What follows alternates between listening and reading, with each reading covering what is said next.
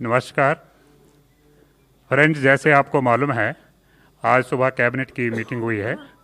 हमारे साथ हैं श्री रमेश पोखरियाल निशंक जी, एचआरडी मिनिस्टर, श्री प्रकाश जावड़ेकर जी, आई&बी minister, Shri Amit Khare ji and madam Anita Karwal ji, secretaries from the ministry of HRD. मैं मंत्री जी से अनुरोध करूंगा कि वो ब्रीफ करना। आज प्रधानमंत्री नरेंद्र मोदी जी के अध्यक्षता में मंत्रिमंडल की बैठक हुई और 21वें सदी के एक नई शिक्षा नीति को उसमें मंजूरी दी गई। यह बेहद महत्वपूर्ण है क्योंकि 34 साल से शिक्षा नीति में परिवर्तन नहीं हुआ था और इसलिए आज का ये जो परिवर्तन है और जो नई शिक्षा नीति है, मुझे विश्वास है कि पूरा समाज और सभी देशवासी इसका स्वागत करेंगे और दुनिया के शिक्षाविद भी इसको निश्चित रूप से सराहना करेंगे। So friends, as today we have Ramesh Pokhriyal ji also, but I'll request first Secretary, who will do first? Amit Khare ji, to his Secretary of Higher Education, so he'll do a presentation because बहुत सारे मुद्दे हैं और बहुत मुद्दों को ढंग से समझने के लिए एक अच्छा प्रेजेंटेशन है, सबको मिलेगा भी और प्रेस रिलीज भी डिटेल्ड है, वो भी मिलेगा।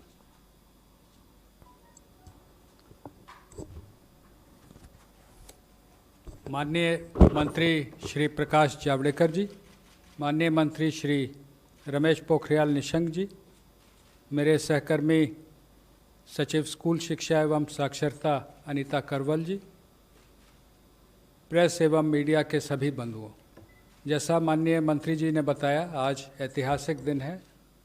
34 साल के बाद देश को एक नई शिक्षा नीति मिली है।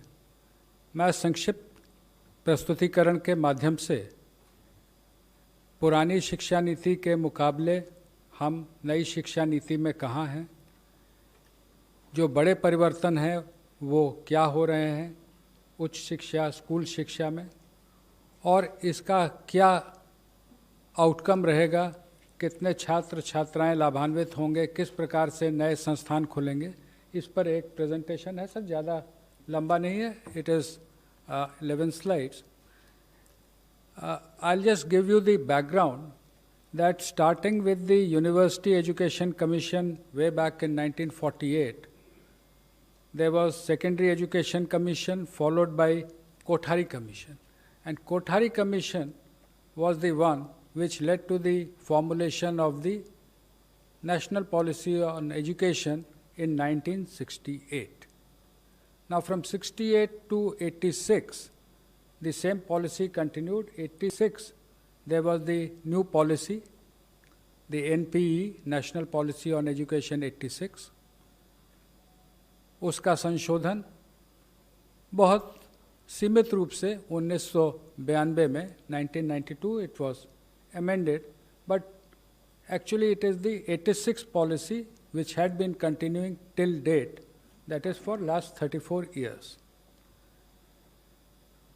सरकार ने 2 समितियां बनाई, एक TSR सुब्रमण्यम की समिति जिसने मई 2016 में अपना प्रतिवेदन दिया था, और उसके बाद डॉक्टर के कस्तूरीरंगन जो प्रसिद्ध वैज्ञानिक हैं, इसरो में रह चुके हैं, चेयरमैन थे स्पेस कमीशन के, विभिन्न इंस्टीट्यूट्स के वो चांसलर हैं, बोर्ड ऑफ गवर्नर्स के डायरेक्टर हैं, शिक्षा से उनका जुड़ाव है, और शिक्षक और अन्य स्कूल शिक्षा, उच्च शिक्षा दोनों से जुड़े हुए जो बड़े वैज्ञानिक हैं या एकेडमिक हैं, उनकी कमेटी बनाएगी। कमेटी के डिटेल अंतिम स्लाइड में मैं दूंगा, कुछ जानकारी भी उसके बारे में आपको उपलब्ध कराऊंगा। नेक्स्ट। एक महत्वपूर्ण बात यह है कि सरकार के जो निर्देश हैं उसके आलोक में एक व्यापक कंसल्टेशन किया गया. It has been widely consulted. And just to give you an idea, through MyGov platform, we approached all the 2.5 lakh Gram Panchayats for their suggestions. Then when the draft committee report of Dr. Kasturi Rangan's draft National Education Policy was presented, we got it translated into 22 languages. Again, there were widespread consultations. There was education dialogue with honorable members of parliament. There was a special meeting of Central Advisory Board of Education on 21st of September last year.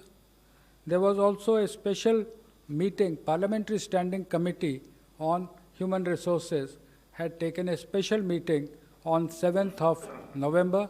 So there has been wide consultation not only with the governments, state governments, with central ministries, state governments, with the academia, but also the involvement of the common people. लोगों से राय ली गई कि आप अपनी शिक्षा नीति में क्या देखना चाहते हैं, और इस के आधार पे जो शिक्षा नीति और उसके बड़े रिफॉर्म्स हैं, उसमें उच्च शिक्षा में हम 2035 तक 50% GER ग्रॉस एनरोलमेंट रेशियो तक पहुंचेंगे, और उसके लिए होलिस्टिक एजुकेशन की नई व्यवस्था लाई जा रही है, जिसका सबसे बड़ा अंग है मल्टीपल एंट्री एंड एग्जिट. आज की व्यवस्था में यदि 4 साल इंजीनियरिंग पढ़ने के बाद या 6 सेमेस्टर पढ़ने के बाद किसी कारणवश मैं आगे नहीं पढ़ सकता हूँ, तो मेरे पास कोई उपाय नहीं है, मैं आउट ऑफ द सिस्टम हो जाता हूँ. Multiple entry and exit system में ये रहेगा कि 1 साल के बाद सर्टिफिकेट, 2 साल के बाद डिप्लोमा, 3 या 4 साल के बाद डिग्री, यानी और multiple entry through academic bank of credit. जो नीचे बुलेट है कि मेरे जो क्रेडिट फर्स्ट ईयर के हैं, सेकेंड ईयर के हैं, जैसे बैंक के सेविंग अकाउंट होते हैं, वैसे ही एकेडमिक क्रेडिट में डिजी लॉकर के माध्यम से हमारे वहाँ पर क्रेडिट रहेंगे. So that in the third year if I want to take a sabbatical for a year, or I want to take a break for any reason, family condition or otherwise for some time, and I return after a fixed period, within a fixed period of which will be prescribed by the new Higher Education Commission. If I come back to the education system, I will not be asked to repeat the first and second year. My credits are already there in the academic credit bank. I will utilize those credits for my further education. इसमें ये भी व्यवस्था रहेगी multiple entry और exit में कि जो लोग 4 साल का डिग्री प्रोग्राम करेंगे, जो आगे रिसर्च में जाना चाहते हैं उनके लिए अलग व्यवस्था 4 साल डिग्री प्रोग्राम, जो नौकरी में जाना चाहते हैं जैसे हम लोग यहाँ पर हैं तो हम लोग 3 साल के डिग्री प्रोग्राम यथावत पूर्व की भांति रहेंगे, लेकिन 4 year degree programme with 1 year MA and direct no MPhil, they can go to PhD. एक और व्यवस्था जो इसमें की गई है वो ये है कि ये सारे प्रोग्राम जो होंगे ये मल्टी डिसिप्लिनरी होंगे. आज की जो व्यवस्था है, जब मैंने शिक्षा ग्रहण की थी महोदय, कि फिज़िक्स ऑनर्स के साथ केमिस्ट्री, मैथमेटिक्स या जूलॉजी, बॉटनी लिया जा सकता है, उसके साथ फैशन डिज़ाइनिंग नहीं ली जा सकती थी. मल्टीपल डिसिप्लिनरी एजुकेशन की जो हम लोग बात कर रहे हैं उसमें मेजर और माइनर की व्यवस्था होगी. जो मेजर प्रोग्राम जो डिसिप्लिन का है उसके अलावा माइनर प्रोग्राम भी लिए जा सकते हैं. इसका फ़ायदा ये होगा, 2 फायदे इस पूरे सिस्टम के, कि आर्थिक या अन्य कारण से जो लोग ड्रॉप आउट हो जाते हैं वो वापस सिस्टम में आ सकते हैं बिना अपना समय गंवाए हुए. दूसरा कि जो अलग अलग विषयों में रुचि रखते हैं, बहुत से फिजिसिस्ट होते हैं जो कि म्यूज़िक में रुचि रखते हैं, लेकिन उसके लिए फॉर्मल उनको कोई व्यवस्था नहीं रहती है. नई व्यवस्था में मेजर और माइनर्स के माध्यम से ये व्यवस्था रहेगी कि व्यक्ति मल्टी डिसिप्लिनरी वेल राउंडेड अपने इंटरेस्ट के हिसाब से इंजीनियरिंग और म्यूज़िक अगर सीखना चाहता है, अगर वहाँ संस्थानों को मल्टी डिसिप्लिनरी बनाया जाएगा, यूनिवर्सिटीज़ को मल्टी डिसिप्लिनरी बनाया जाएगा, वहाँ वो शिक्षा ले सकता है. Next please. Graded autonomy of autonomous colleges, ये आप में से प्रायः बहुत लोग अवगत होंगे कि हमारे देश में लगभग 45,000 कॉलेजेस हैं जिनको हम संबद्धता प्राप्त एफिलिएटेड कॉलेजेस कहते हैं। किसी किसी विश्वविद्यालय में तो इनकी संख्या 800 तक पहुंच गई, जिसके कारण न केवल गुणवत्ता में गिरावट आती है बल्कि विश्वविद्यालय परीक्षा केंद्र ही बने रहते हैं, लगातार वहाँ परीक्षा चलती रहती है। ग्रेडेड ऑटोनॉमी की व्यवस्था ये होगी कि उनके एक्रेडिटेशन स्टेटस के आधार पर A+, A, B, उनको अलग अलग एडमिनिस्ट्रेटिव और एकेडमिक ऑटोनॉमी और फाइनेंशियल ऑटोनॉमी कॉलेजेस को दी जाएगी। जो A+ हैं वो ज़्यादा ऑटोनॉमी पाएंगे, A वाले उससे कम, और B ग्रेड में जो रहेंगे उनको कहा जाएगा कि आप अपने आप में सुधार लाएं, तब आपको आगे इसमें व्यवस्था की जाएगी। नेशनल मिशन ऑन मेंटरिंग, जिसमें जो हमारी फैकल्टी है उसके उन्नयन और जो हमारे छात्र हैं उनको अच्छे मेंटर मिले, उनके एलुमनाई से, उनके टीचर से, इसकी व्यवस्था रहेगी। आज के दिन में as of today we have UGC, AICTE and National Council for Teacher Education. There will be single regulator for higher education. एक रेगुलेटर रहेगा जो कि सारे एजुकेशन, हायर एजुकेशन को एक ही रेगुलेटर देखेगा। उसमें अलग अलग एक्रेडिटेशन के लिए, अप्रूवल्स के लिए, फाइनेंसिंग के लिए अलग अलग वर्टिकल रहेंगे, लेकिन एक रेगुलेटर रहेगा। और वो regulator self disclosure based, online self disclosure based transparent system पे काम करेगा। हर चीज़ के लिए बार बार इंस्पेक्शन टीम बना के भेजने की जो वर्तमान व्यवस्था है, उसकी जगह सेल्फ डिस्क्लोजर बेस्ड व्यवस्था लाई जाएगी। As on date, we have different norms for deemed universities, for the central universities, for different individual standalone institutions. The new policy says that for reasons of quality, norms will be same and not as per the ownership. चाहे वो deemed university हो या केंद्रीय विश्वविद्यालय हो या राज्य विश्वविद्यालय हो, शिक्षा के जो स्टैंडर्ड्स होंगे वो सबके लिए कॉमन होंगे। फ़ी फिक्सेशन पर भी समिति ने जो रिकमेंडेशन की थी उसका विस्तृत उल्लेख पॉलिसी में किया गया है। ब्रॉड रेगुलेटरी फ्रेमवर्क के अधीन फ़ी पर कैप रखा जाएगा। पब्लिक और प्राइवेट दोनों और फिलैंथ्रोपिक पार्टनरशिप भी रहेंगी, लेकिन जैसे मैंने कहा फ़ी फिक्सेशन पर के लिए भी इस पॉलिसी में व्यवस्था की गई है। और जो शुरू से हमारा लक्ष्य रखा है कि GDP का 6% शिक्षा के क्षेत्र में व्यय होना चाहिए। अभी as on date it is around 4.43%, including the state government, centre and the state government. That we will work together, that is the central government, state governments will work together to achieve 6%. National research foundation, USA में national science foundation के बारे में आप में से बहुत लोगों ने सुना होगा, उसके बारे में पढ़ा होगा कि वहाँ के रिसर्च प्रोजेक्ट्स जो होते हैं वो फाउंडेशन NSF के माध्यम से स्पॉन्सर होते हैं। हमने उसको थोड़ा सा सरकार ने विस्तृत करके नेशनल रिसर्च फाउंडेशन, इसमें ना केवल साइंस बल्कि सोशल साइंस भी शामिल होगा। और ये नेशनल रिसर्च फाउंडेशन जो बड़े प्रोजेक्ट हैं उनकी फाइनेंसिंग करेगा। और इससे हम समझते हैं कि शिक्षा के साथ रिसर्च में जो हमको आगे आना है, जो रिसर्च, इनोवेशन, पेटेंटिंग, इसमें हम आगे बढ़ सकेंगे। शिक्षा के अंतर्राष्ट्रीयकरण के बारे में पॉलिसी ने विस्तार से चैप्टर 12 में उल्लेख किया है। और उल्लेख ये है कि हम अपने देश के शिक्षा को, कि उच्च शिक्षा को इस तरह का बनाएंगे कि बाहर के विद्यार्थी हमारे साथ आएँ और जो एक्सचेंज होते हैं वो देश के उच्च शिक्षण संस्थानों और विदेश के हाई रैंकिंग उच्च शिक्षण संस्थानों के बीच हों। स्टैंड अलोन जो हमारे इंस्टीट्यूशंस हैं उनको मल्टीडिसिप्लिनरी बनाने की ओर हम बढ़ेंगे। टेक्नोलॉजी का व्यापक उपयोग ड्राफ्ट पॉलिसी में भी उल्लेखित था। कोविड के कारण पूर्व से ही व्यापक उपयोग होने लगा है।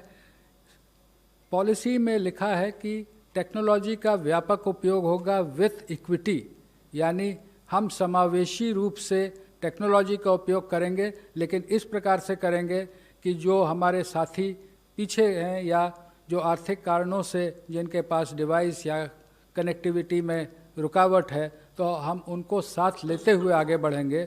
No child should be left behind. Technology will be used but every child will be taken on board. Indian knowledge system के बारे में जो विस्तार से चर्चा की गई है, लेकिन सभी भाषाओं पर ध्यान देते हुए जो हमारे इंस्टीट्यूट्स हैं, लैंग्वेज फैकल्टी के रिसर्च जो लैंग्वेज पे होता है, जो क्लासिकल इंस्टीट्यूट हैं जैसे क्लासिकल तमिल, क्लासिकल तेलुगु, कन्नड़, और जो CIL मैसूर है जिसमें और इंडियन लैंग्वेजेस हैं, उन सब पे ये जोर दिया जाएगा कि जो साइंटिफिक और लिटरेचर है जो अलग अलग भाषाओं का है उसको हम लोग आगे लाएं, और ट्रेडिशनल आर्ट्स, जो आर्ट्स यानी कि उसमें क्राफ्ट भी सम्मिलित हैं, लोक विद्या जिसको हम कह सकते हैं, जो पीछे कई बार हम लोग मॉडर्नाइज होने के लिए आगे बढ़ते हैं लेकिन जो हमारे लोक विद्याएँ छूट जाती हैं उनको भी हम आगे ले जाएंगे। और टेक्नोलॉजी का जैसे मैंने आपसे उल्लेख किया, यूज़ ऑफ टेक्नोलॉजी, इसमें 4 मुख्य हैं।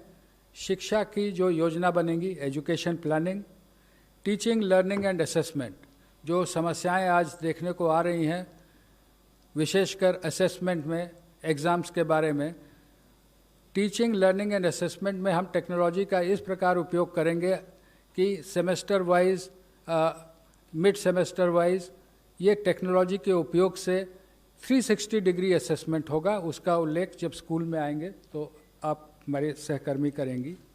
मैंने पहले भी कहा, access to the disadvantage groups, disadvantage could be economical, disadvantage could also be due to differently abled persons, उनके बारे में भी विशेष उल्लेख है कि दिव्यांगजनों के लिए टेक्निक का और टेक्नोलॉजी का उपयोग कर हम कैसे उनको शिक्षा में आगे बढ़ाएंगे। ई कंटेंट इन रीजनल लैंग्वेजेस, कई बार हमारा विशेषकर जो साइंटिफिक इंस्टीट्यूशंस में फोकस पूरी तरह से इंग्लिश पे हो जाता है या कहीं कहीं पे हिंदी पे रहता है, लेकिन जो ई कोर्सेज रहेंगे वो कम से कम 8 भाषाओं में, ये मंत्री जी ने बीच में ही निर्णय लिया है कि देश की जो प्रमुख 8 भाषाएं हैं, तमिल, तेलुगु, कन्नड़, मलयालम, इधर गुजराती, मराठी और ओडिया, बंगाली, तो इनमें हम ई कोर्सेज डेवलप करेंगे। केवल इंग्लिश हिंदी में नहीं बल्कि रीजनल लैंग्वेजेस में भी ई कोर्स रहेंगे। वर्चुअल लैब्स पर कार्य IIT मद्रास ने शुरू कर दिया है। बहुत से कॉलेजेस में लैब्स नहीं रहते हैं या स्कूल में लैब की वैसी व्यवस्था नहीं रहती है। आजकल सिमुलेटर टाइप के लैब नई टेक्नोलॉजी में आ गए हैं, उनको ला करके लैब का actual field hand on experience हम वर्चुअल लैब से कराएंगे। इसके लिए एक नेशनल टेक्नोलॉजी फोरम, कोई अलग से ये ब्यूरोक्रेसी बढ़ाने का नहीं है, लेकिन private sector, government sector, educationist, technologist, इन सबको एक जगह लाने की ये व्यवस्था होगी। मैं इसके साथ ही अनुरोध करूंगा, स्कूल एजुकेशन के प्रमुख जो रिफॉर्म्स हैं उस पर सचिव स्कूल शिक्षा बताएंगे।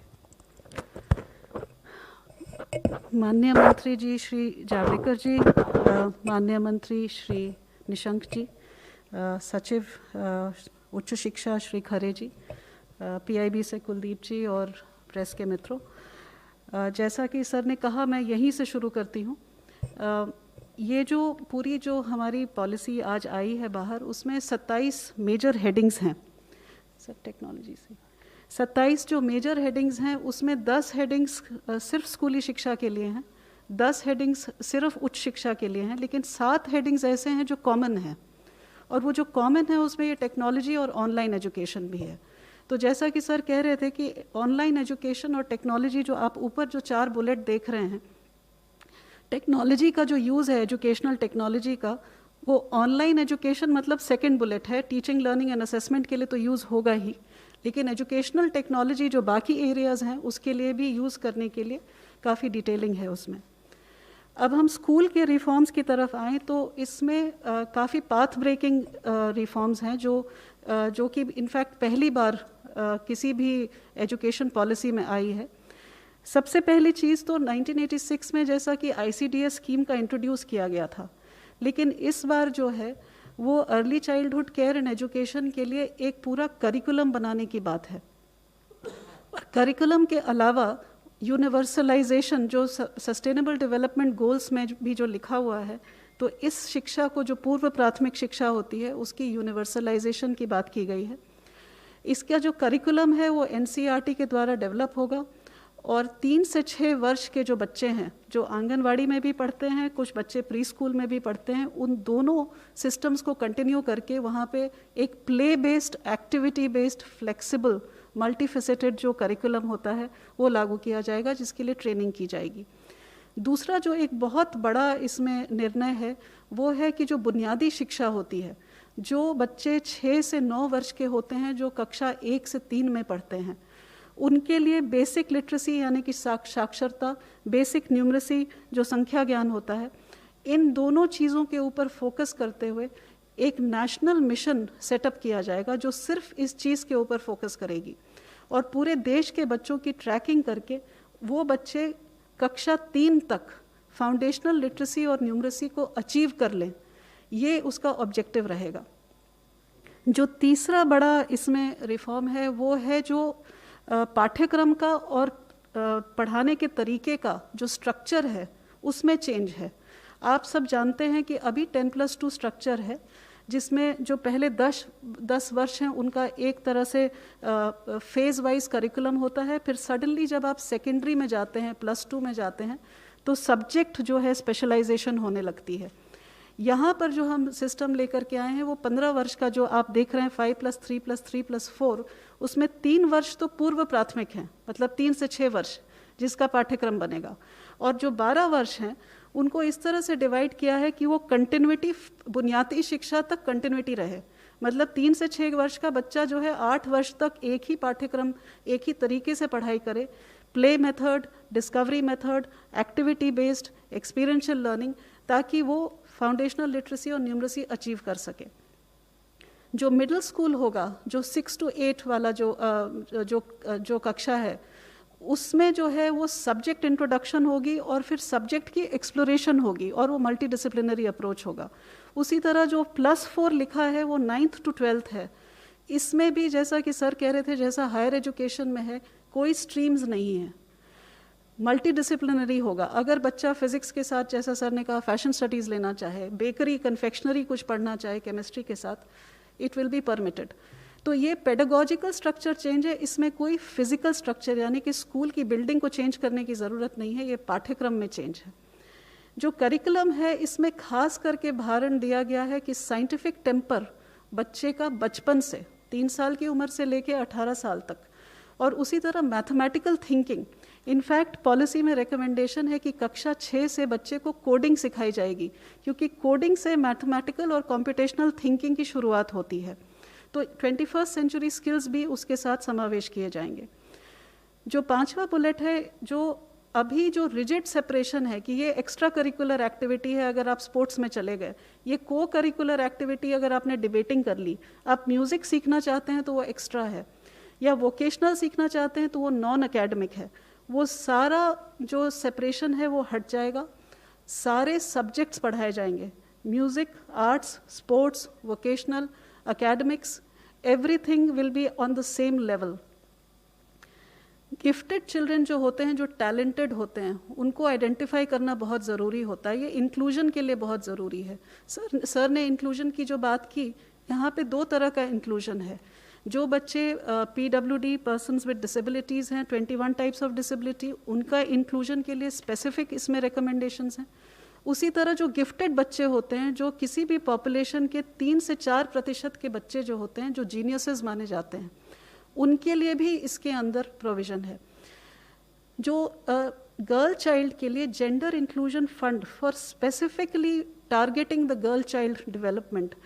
गर्ल चाइल्ड के लिए और भी बहुत कुछ है, पर मैं यहाँ आपको मेजर रिफॉर्म्स बता रही हूँ। जो कस्तूरबा गांधी बालिका विकास विद्यालय हैं, वो अभी कक्षा 8, कहीं कहीं कक्षा 10 तक है, उनको कक्षा 12 तक हर एक जगह ले जाया जाएगा।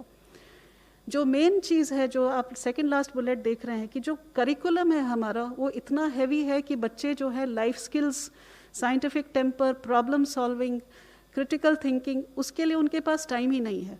तो करिकुलम को एसेंशियल कंटेंट तक सीमित किया जाएगा ताकि समय मिले बच्चे को कि ये सब चीज़ एक्सप्लोर कर सके। वो प्रोजेक्ट बेस्ड लर्निंग में जाएगा, एक्टिविटी बेस्ड लर्निंग में जाएगा, एक्सपीरियंशियल लर्निंग में जाएगा। वोकेशनल जो है वो क्लास 6 से शुरू किया जाएगा। ये भी इस पॉलिसी में पहली बार है। पिछली पॉलिसीज़ में दिया हुआ है कि स्कूलिंग में सेकेंडरी लेवल पे वोकेशनल शुरू होगा, ये कक्षा 6 से शुरू किया जाएगा। इसमें इंटर्नशिप्स भी हम पॉलिसी में लेके आए हैं कि बच्चा जो लोकल क्राफ्ट्स पर्सन है या ट्रेड पर्सन है, वहाँ जा कर के बैगलेस डे करके 10 दिन की इंटर्नशिप साथ में उनके साथ बैठ के करे, चाहे वो लॉन्ड्री चलाता हो, कारपेंटर हो, इलेक्ट्रिशियन हो, उसके वहाँ जाके अटैचमेंट करके बच्चा समझे कि लोकल क्राफ्ट्स ट्रेड्स क्या हैं।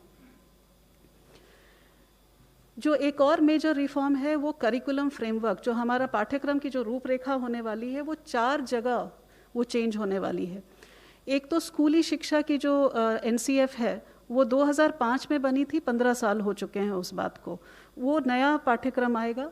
उसी तरह से जो टीचर्स एजुकेशन जो 2009 में बनी थी, 11 साल पहले, वो भी अब हम हाथ पर लेंगे।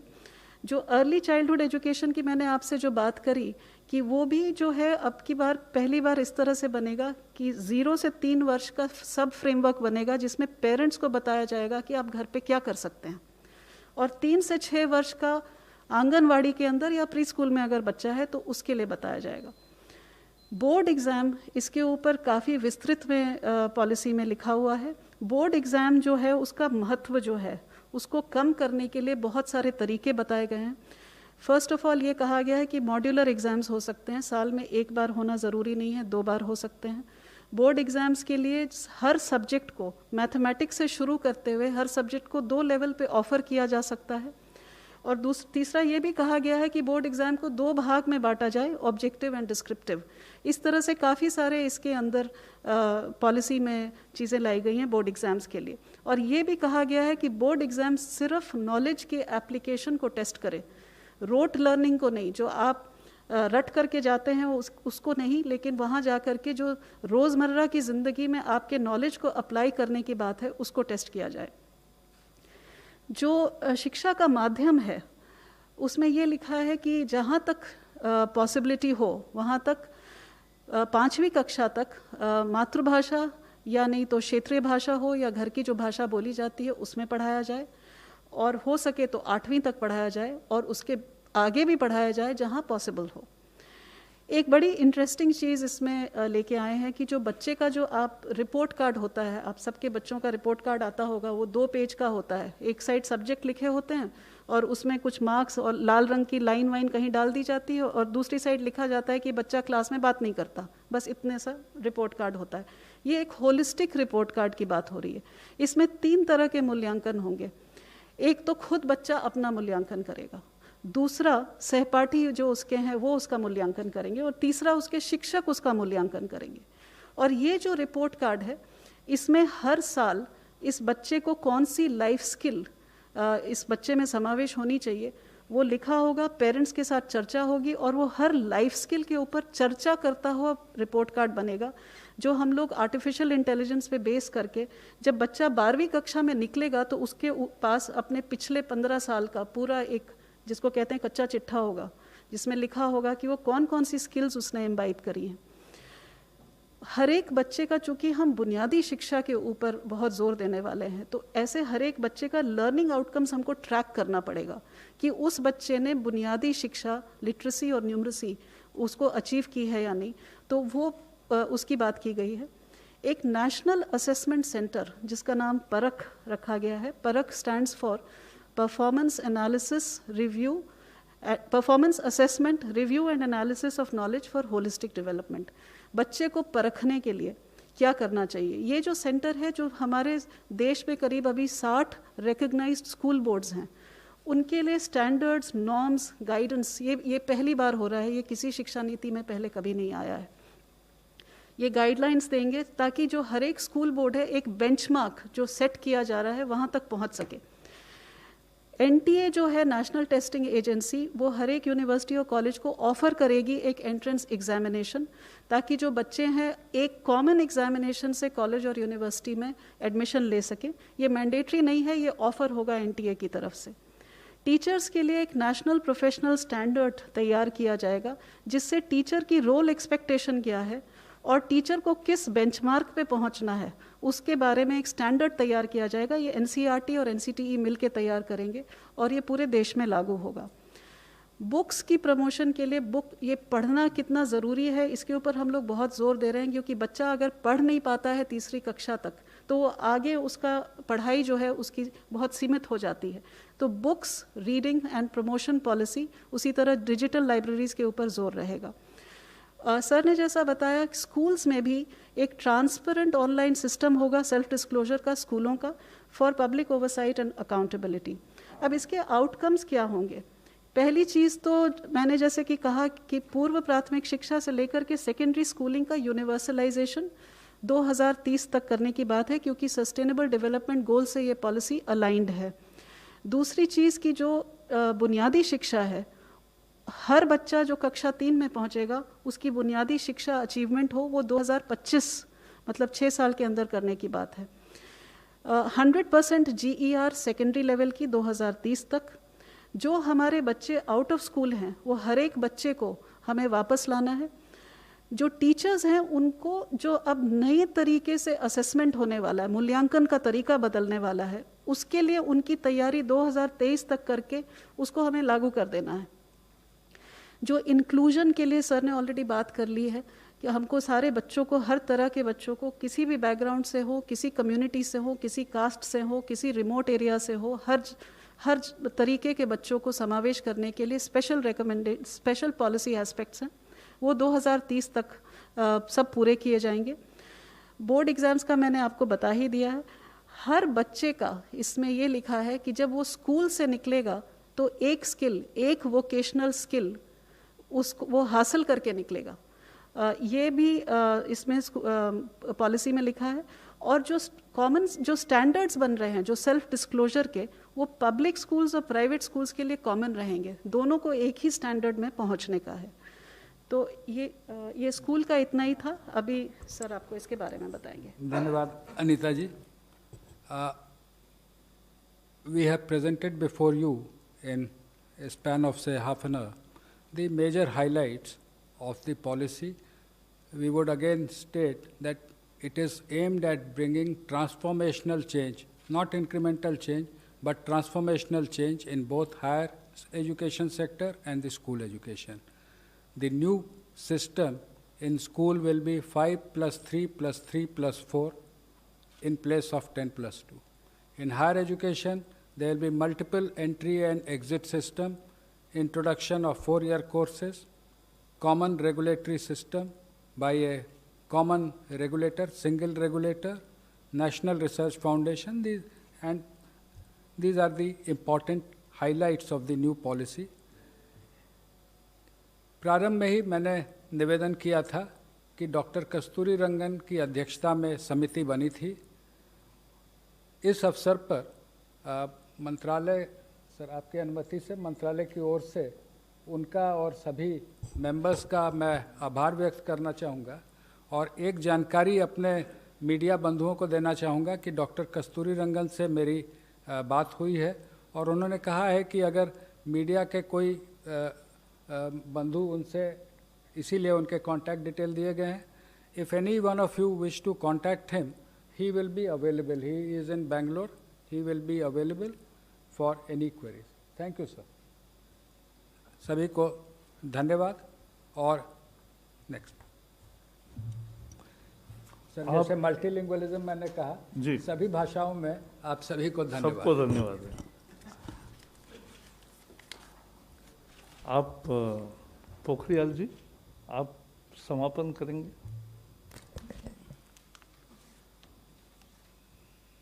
आदरणीय जावड़ेकर जी, अधिकारी वर्ग और मित्रों, आज हिंदुस्तान के इतिहास में एक ऐसा अवसर आया है जब इस देश के यशस्वी प्रधानमंत्री नरेंद्र मोदी जी के अध्यक्षता में इस देश की ऐसी शिक्षा नीति जो 1986 के बाद जो स्कूली शिक्षा और उच्च शिक्षा में उसकी परिवर्तनकारी सुधारों के लिए एक महत्वपूर्ण रास्ता प्रशस्त करेगा, और जो हमारे देश के प्रधानमंत्री ने एक नए भारत के निर्माण की बात की है, जो स्वच्छ भारत होगा, स्वस्थ भारत होगा, सशक्त भारत होगा, समृद्ध भारत होगा, श्रेष्ठ भारत होगा, एक भारत होगा। उस नए भारत के निर्माण में ये नई शिक्षा नीति 2020 मील का पत्थर साबित होगी। जैसे कि हमारे सचिव स्कूली शिक्षा और सचिव उच्च शिक्षा ने विस्तार पूर्वक सभी बातों को सूत्र रूप में रखा है, और हमारे बड़े भाई आदरणीय जावड़ेकर जी जो इस मंत्रालय में और इस शिक्षा नीति से तब से लेकर लगातार जुड़े रहे हैं, जिनके समय में, जिनके मार्गदर्शन में ये काफ़ी आगे बढ़ी। और मैं ये समझता हूँ कि पूरी दुनिया में शायद इससे बड़ा परामर्श, विचार विमर्श कभी नहीं हुआ होगा। इतना बड़ा नवाचार ये दुनिया के लिए एक उदाहरण है, जब किसी नीति पर देश के कोने कोने से, अभिभावकों से, छात्रों से, अध्यापकों से, विशेषज्ञों से, शिक्षाविदों से, राजनीतिज्ञों से, जनप्रतिनिधियों से, और यहाँ तक कि 1,25,000 ग्राम समितियों से विचार विमर्श किया गया हो, जहाँ सभी सरकारों के साथ भी परामर्श किया गया हो, शिक्षा मंत्रियों से, देश के शिक्षा मंत्रियों से समय समय पर लगातार विचार विमर्श किया गया हो, देश के सभी राज्यों के शिक्षा विभागों के साथ परामर्श किया गया हो, जनप्रतिनिधियों के साथ लगातार बात की गई हो, और राज्यसभा और लोकसभा के सांसदों के साथ प्रदेश वाइज लगातार सुबह से शाम तक इन नीतियों पर, इनके एक एक विषय पर परामर्श और चर्चा की गई हो। संभवतः देश के इतिहास में ये पहली बार ऐसा हो रहा होगा। और इन लंबे रास्तों से होकर के, गुजर करके, क्योंकि ये देश की शिक्षा नीति बन रही है, शिक्षा किसी भी व्यक्ति, परिवार, समाज और राष्ट्र की आधारशिला होती है, और इसलिए व्यापक परामर्श और सब लोगों की चर्चाओं के बाद, और जब हमने इसको पब्लिक डोमेन में डाला था उसके बाद भी 2,25,000 के करीब सुझाव आए। उन सुझावों में भी हमने उच्च शिक्षा और स्कूली शिक्षा 2 अलग सचिवालय बनाए, 15-15, 20-20 टीमें विशेषज्ञों की बनाई, व्यापक उनका विश्लेषण किया, और उस सब के बाद इसको एक शिक्षा नीति के इस निचोड़ पर ला करके आज माननीय प्रधानमंत्री जी की अध्यक्षता में हुई जो कैबिनेट है, उसने इस पर अपनी अंतिम सहमति दी है। मैं मानव संसाधन विकास मंत्रालय, जो अब शिक्षा मंत्रालय के नाम से जाना जाएगा, उस मंत्रालय की ओर से मैं अपने देश के यशस्वी प्रधानमंत्री जी का आभार प्रकट करना चाहता हूँ, पूरी कैबिनेट का आभार प्रकट करना चाहता हूँ, और मैं देश के लगभग 1,000 से भी अधिक विश्वविद्यालय, 45,000 से भी अधिक डिग्री कॉलेज, 15 लाख से भी अधिक स्कूल, 1,09,00,000 से भी अधिक अध्यापक, और कुल अमेरिका की जितनी आबादी नहीं है उससे भी अधिक 33 करोड़ से भी अधिक छात्र और छात्राओं को आज के इस ऐतिहासिक दिन पर बधाई देना चाहता हूँ, शुभकामना देना चाहता हूँ। मुझे भरोसा है कि जो ये हमारी शिक्षा नीति है, ज्ञान, विज्ञान, अनुसंधान, नवाचार, प्रौद्योगिकी से युक्त, संस्कार क्षम, मूल्य परक, हर क्षेत्र में हर परिस्थिति का मुकाबला करने वाली, पूरी दुनिया के लिए भारत में ज्ञान की महाशक्ति के रूप में उभर करके आएगी। जब पूरी दुनिया का सबसे बड़ा गंतव्य, शिक्षा का गंतव्य हिंदुस्तान होगा। मैं एक बार फिर आप सबको भी शुभकामना देना चाहता हूं। और आज तो ये नीति में मुख्य क्या क्या बिंदु हैं, इन बिंदुओं की चर्चा की, लेकिन कभी भी आपको चर्चा करनी हो तो मैं समझता हूं कि उसके लिए हमेशा चर्चा के लिए समय है। और इस पे इतनी व्यापक चर्चा हुई है, लेकिन इस नीति को नीचे तक ले जाने के लिए आपकी भी सहयोग की हमको ज़रूरत पड़ेगी। एक बार प्रकाश भाई को भी मैं बहुत धन्यवाद देना चाहता हूँ। बहुत बहुत धन्यवाद। आज today this is a historic decision which has been explained by both the secretaries and the minister concerned, and I think we are giving along with it a detailed note in which all the features of new education policy are mentioned. And therefore today I have a request, क्योंकि अगर सवाल पूछने को एक बार शुरू करेंगे तो हर एक को सवाल है, क्योंकि शिक्षा हर घर का विषय है, आपका भी है, और इसलिए हम एक भी प्रश्न अनुत्तरित नहीं रखना चाहते। लेकिन वो आज सब न करते हुए कल से, हाँ, यानी बाद में मंत्री जी मिलेंगे, और क्योंकि आपको भी डाइजेस्ट करना है। और देखो, आज अगर आप सारा रिपोर्ट, सारा प्रेजेंटेशन और सभी प्रेस रिलीज सब दोगे तो पेपर में दूसरा और प्रश्नोत्तर, तो दूसरा कुछ छापने को जगह नहीं रहेगी। तो ऐसा मत करो। और इसलिए so we'll take questions afterwards, not today. That's a special request. Thank you. Thank you very much, sir. Thank you, sir. I will. Friends. We are meeting.